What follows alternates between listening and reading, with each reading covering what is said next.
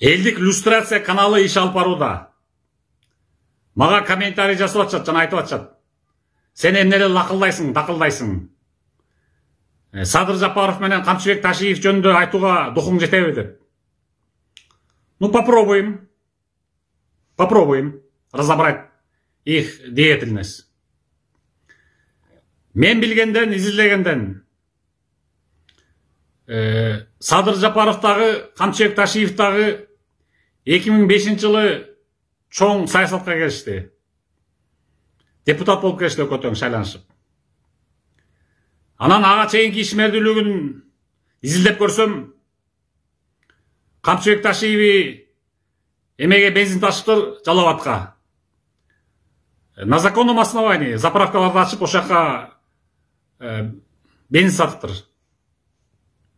Ал эми Садыр Жапаров болсо Ысык көл, Түпкө, Балыкчыдан баштап Түпкө чейин заправкаларда иштетиптир, бензин ташып. Тоже на законном основании. Казакстандан ташыкканбы же Россиядан ташыкканбы аны биле албадым. Айтор ташыптыр. Анан 2005 жыл булар депутат болуп шайланып келишти, биринчи революциядан кийин. Анан буларды көп деле иштете койгон жок, ошол кездеги Бакиев бийлик иштете койгон жок. Депутаттыктан кандайдыр бир жол менен алдап, экөөнү тең алдаппы же коркутуппу кетиришти айтор экөөнү тең. Бир өзүнө комиссар кылып, Садыр Жапаровду улуттук комиссар кылып, коррупцияга каршы. Ошол жака дайындашты. Ал эми Камчыбек Ташиевди болсо МЧС министрин берип алдап туруп, андан дагы ырта чаап, анан Камчыбек Ташиев ызчу болуп Данияр Эсөдов менен кармашып, ошол кезде премьер-министр бар го азыр деле бар видео интернетте. Анан получается эми бул экөөнү карап отурсаң, Бакиев заманында эле куугунтукка алынган экен, алданган экен да, короче, бийликке. Андан кийинки ишмердүүлүгүн карасак, экөө тең түрмөгө отуруп чыгыптыр. Андан кийинки Атамбаевдин заманында. Садыр Жапаров 2 жолу отурду түрмөгө. Ташиев болсо 1 жолу отурду. Ак үйгө чабуул койчу да. Кумтөр маселеси боюнча. Анан получается, иллюстрацияга жатпай эле булар наоборот куугунтта жүргөн кишилер болуп атпайбы? Эч кандай ичип жегени жок. Карасаң, ичип жеди дейин десең, мамыл кызматта деле туруп чоң кызматтарда. Ана кандайча булар иллюстрацияга жатып калат? Мен оюмча да. Мисалы, ошол кумтөр маселеси боюнча булар почти 1 жылдан отурду биринчи ходкасында. Акталып чыгышты.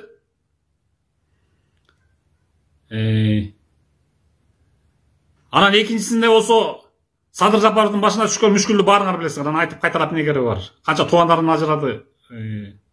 Былтыркы революциянын волнасы менен чыгарып кетишти.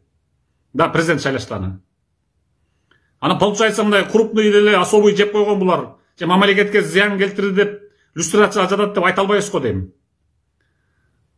Наоборот, у них создается ореол мученика, народного героя, образ, имидж создается, мындай жакшылап внимательно карасаңар.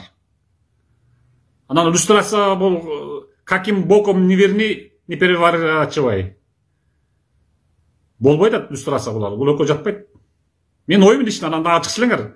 Кошумат кылып атат, анан коркуп атат, анан да барекет басман айтып кетсеңер. Пожалуйста, өзүңөр иликтеп көргүлө.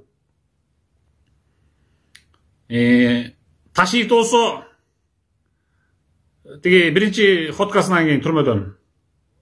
Андан кийин деле бийликке жолочкон жок, где-то бир 2011ден баштап тиги 2020 жылга чейин почти бийликке келген жок, 9 жыл бою. Акыркы 6-чакырылыш чимкириктер депутат болуп келчүдө бул деле Бабанов экөө өткөн депутатка, бирок Атамбаевди куруп койгон бир ортодон бир жуукур Ташиев менен мушташа калып, муну сотпу, цикпи алып таштаган, аны баарыбыз билебиз. Так что бул Ташиев деген адам өзү куугунтукта жүргөн адам болуп эсептелип атат. Иллюстрацияга жатпай эле. Ошол мен оюмча. Анан биз бир гана Аллахтан коркобуз. Бул эки пендеден мен эмнеге коркмок элем? Мен керек болсо буларга убагында жардам берип жүрөм. Видеолорунда толтурабыз интернетте. Булар түрмөдө жатканда бошосун деп кыйкырып, митингде жүргөн видеолорум абдан толтура. Аны өткөн билгем. Менин оюм ошол анан. Бирок иллюстрацияга жатчу көп киши бар, абдан көп киши бар. Мен аны эмкиде списогунда жарыялайм, четинен айтып баштайм.